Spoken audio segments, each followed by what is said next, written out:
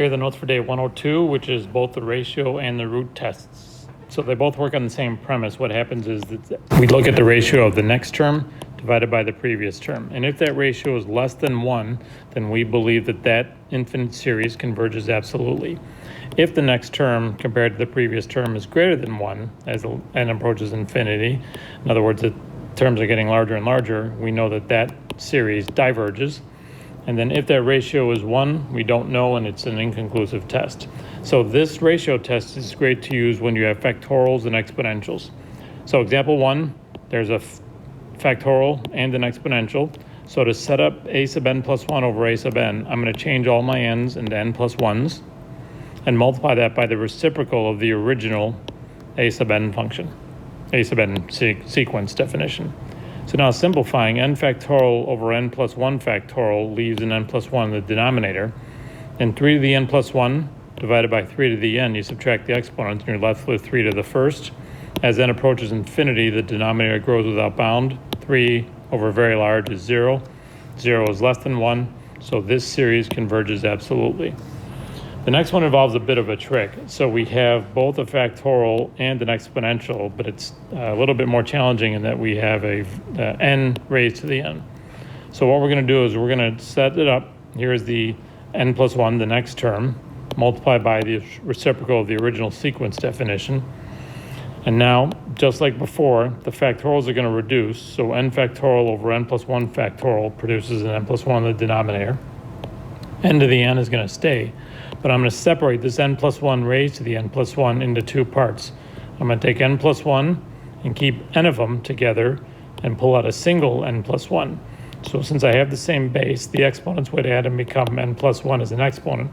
But now what this does is this n plus 1 cancels with the purple n plus 1, and then I have n plus 1 over n raised to the n.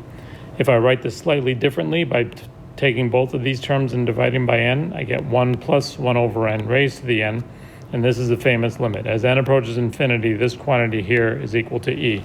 So if you didn't know that, this is a good thing to know. You'll actually be proving why this works in a couple sections down the road. Anyway, since this limit is e, which is 2.71828, that's definitely greater than 1, this series diverges. And then the last case, again, set up your a plus a to the n plus 1 term. So change all of your n's into n plus 1s. N plus 1 there, n plus 1 there. Multiply by the reciprocal of the original sequence definition. Do some reducing. 2 to the n over 2 to the n plus 1 leaves a 2. When I multiply that 2 times n squared plus 4, I get 2n squared plus 8. Expanding this out produces n squared plus 2n plus 5. And now if I just look, I have two polynomials. I could do L-hop twice. But I know in the end, only the n squared terms matter. The coefficient is 1/2. This limit is 1/2, which is less than 1. It converges absolutely.